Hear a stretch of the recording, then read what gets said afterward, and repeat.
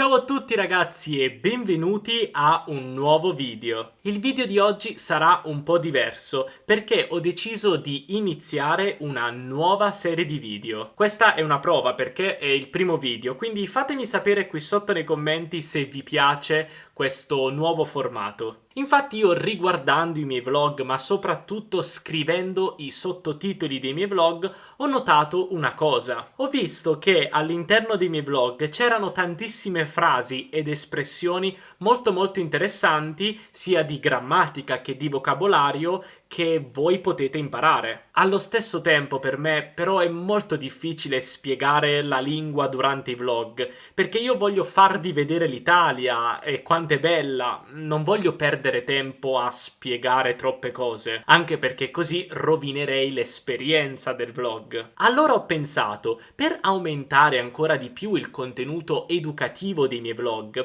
perché non fare un altro video in cui commento il mio vlog e vi insegno alcune cose partendo dalle frasi che io o qualche altra persona ha detto nel vlog. Quindi così è nata l'idea di questa nuova serie. Quindi io quello che farò sostanzialmente oggi è farvi vedere parti del vlog su Firenze. Non vedremo tutto il vlog, non preoccupatevi, soltanto alcune scene. Le scene in cui ci sono delle frasi molto interessanti che voi potete imparare. Quindi faremo grammatica, in cui vi spiegherò alcune cose di grammatica, alcune strutture particolari che ho detto durante il vlog, ma anche un po' di vocabolario e quindi alcune parole tratte dall'italiano colloquiale che possono essere molto utili. Ora iniziamo subito col commento su questo vlog, però prima di iniziare voglio chiedervi come sempre di lasciare un bel like per supportare il mio canale e anche di iscrivervi al canale se non l'avete già fatto.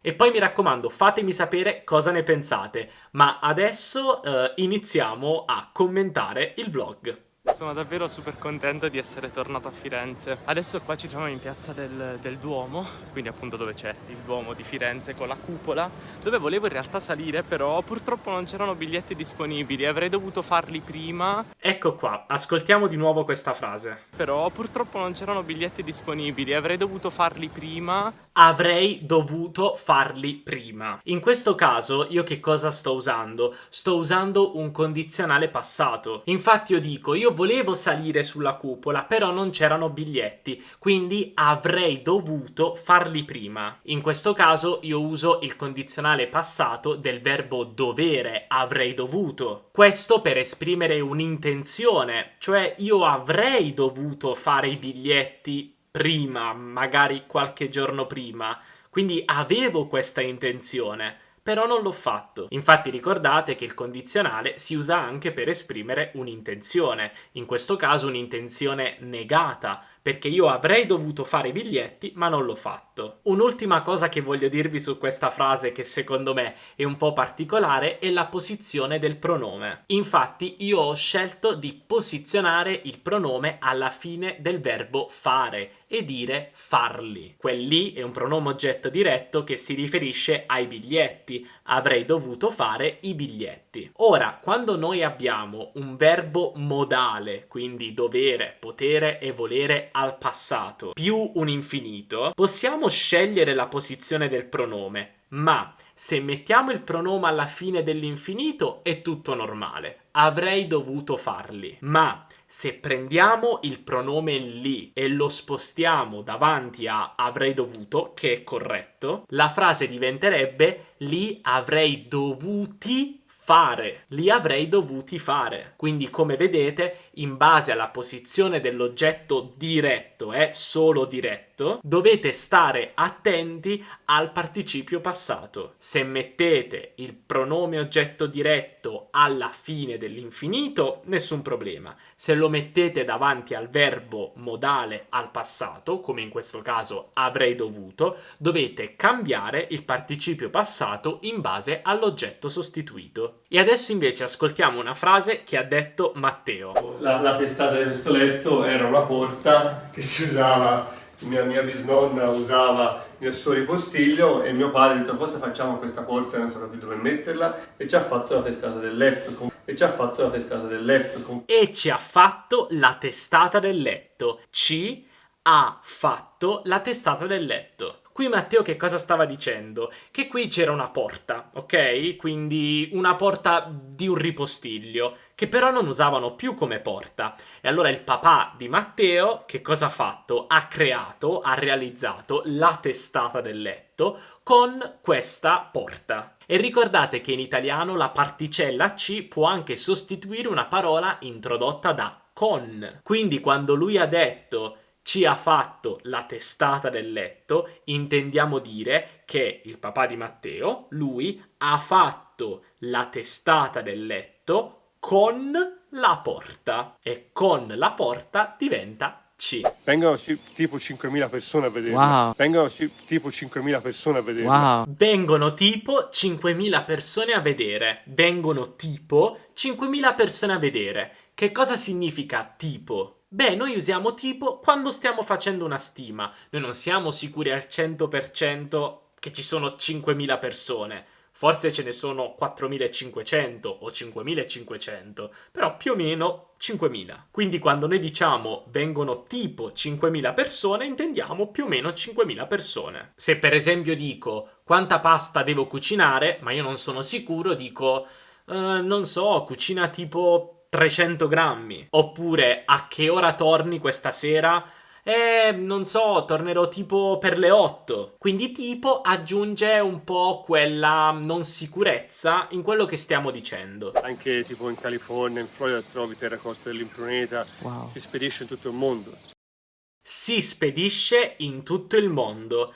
Si spedisce in tutto il mondo. In questo caso Matteo ha usato quello che si chiama si passivante. Lui infatti voleva dire che la terracotta è spedita in tutto il mondo. E noi, anziché dire è spedita oppure viene spedita, che è una forma passiva, possiamo usare il si passivante, cioè si più la terza persona singolare del verbo. Ovviamente terza persona singolare o plurale. In questo caso terza persona singolare si spedisce perché il soggetto è terracotta che è singolare. Per esempio, se avevamo la parola libri, potevamo dire i libri si spediscono in tutto il mondo. Invece la terracotta si spedisce in tutto il mondo, cioè è spedita, viene spedita in tutto il mondo. Ricordate che il verbo spedire è un verbo in isk, quindi aggiunge isk. Non è spedo, ma spedisco, spedisci, spedisce, spediamo, spedite, torna normale, e poi spediscono. Ed è super super bello, davvero molto panoramico, commovente, dove si vede tutta la città, quindi sarà davvero molto bello. Magari ci facciamo due foto, io e mia sorella, magari ci facciamo due foto, io e mia sorella, Magari ci facciamo due foto io e mia sorella.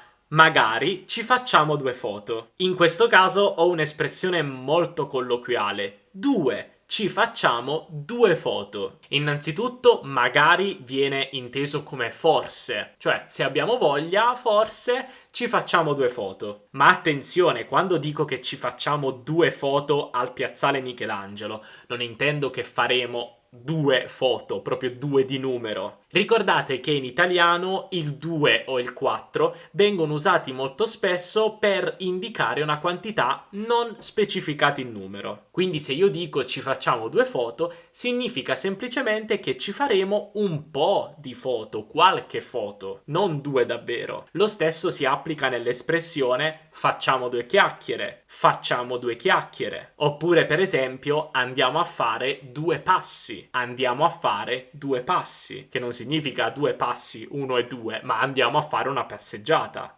Cri, ti è piaciuto il posto dove siamo andati a fare colazione? Sì, un sacco. Cri, ti è piaciuto il posto dove siamo andati a fare colazione? Sì, un sacco. Wow, qua ho parlato molto veloce, però ho detto, Cri, il nome di mia sorella, ti è piaciuto il posto dove siamo andati a fare colazione? Ti è piaciuto il posto dove siamo andati a fare colazione? E lei ha risposto, sì, un sacco, sì, un sacco. Ora, un sacco in italiano semplicemente significa molto e viene utilizzato nel linguaggio informale colloquiale. Quindi, ti è piaciuto il posto dove siamo andati a fare colazione? Sì, un sacco, cioè sì, molto, mi è piaciuto molto. Cioè le viste panoramiche della città vanno guadagnate Esatto. in questa città. Ne varrà la pena? Vediamo. Ne varrà la pena? Ne varrà la pena? Vediamo. Qui io e mia sorella stavamo salendo ai Giardini Bardini, ma la salita era super difficile, eravamo stanchissimi. Allora io mi sono chiesto, ne varrà la pena? Ne varrà la pena? Ora, che cosa significa questa espressione? Beh, qui abbiamo il verbo pronominale valerne. Valerne la pena. Anche se noi siamo super stanchi e le salite sono difficili, siamo sicuri che poi lo sforzo che stiamo facendo adesso ripagherà la bellezza di quello che vedremo sui giardini, del panorama, della vista bellissima. Quindi valerne la pena significa proprio questo, e ho fatto anche un video su questo verbo pronominale, che come sempre vi lascio in descrizione. In questo caso però usiamo il verbo valere al futuro, il futuro semplice, ed è irregolare. Infatti si dice ne varrà la pena? Ne varrà la pena? Che è una domanda in questo caso. Ne varrà la pena? Cioè ne varrà la pena stancarsi così tanto per andare in questi giardini? Vediamo. Allora, adesso abbiamo ripreso gli zaini e la schiena già mi fa male perché lo zaino è super pieno, la schiena già mi fa male. La schiena già mi fa male. La schiena già mi fa male. Qui ho cambiato l'ordine delle parole. Potrei anche dire mi fa male già la schiena. Mi fa male la schiena. Ricordate che in italiano, quando avete male in una parte del corpo, usiamo questa espressione. Mi fa male, più la parte del corpo che vi fa male. Quindi è come se noi dicessimo che la schiena fa male a me. Sostanzialmente diciamo questo in italiano. Quindi mi fa male la schiena, mi fa male la testa, mi fa male il braccio, mi fa male la gamba e così via. Lo stesso si applica se lo chiediamo ad un'altra persona. Per esempio, ti fa male la schiena? Ti fa male la testa? Eccetera. Buongiorno. Allora, volevo prendere un panino con lampredotto al sugo. Volevo prendere un panino con lampredotto al sugo. Volevo prendere. Questo è un ottimo modo per ordinare qualcosa. Infatti in italiano possiamo usare l'imperfetto, volevo, per essere più educati e fare una richiesta. In questo caso io volevo essere educato e volevo fare una richiesta, cioè ordinare un panino con lampredotto. Quindi ho detto volevo prendere un panino con lampredotto. Volevo prendere. Benissimo ragazzi, abbiamo finito per i commenti di oggi. Adesso io voglio sapere se questo video vi è piaciuto. Per me è molto importante capire se devo continuare questa serie di video, se vi piacciono. Quindi fatemi sapere qui sotto nei commenti se vi piacciono queste spiegazioni dei miei vlog. E ditemi anche se siete interessati ad altre spiegazioni, cioè se volete che io prenda un video su YouTube di un altro YouTuber e lo commenti nello stesso modo. Insomma, fatemi sapere se questa cosa vi è utile e soprattutto se vi piace. Se il video vi è piaciuto, come sempre, lasciate un bel like e iscrivetevi al canale. E non dimenticatevi anche di seguirmi sulla mia pagina Instagram Teacher Stefano per non perdere nessun aggiornamento. Ah, e ovviamente se non avete visto il vlog su Firenze, che cosa aspettate? Andatelo a guardare. È bellissimo. Noi ci vediamo nel prossimo video. Un abbraccio dall'Italia. Ciao!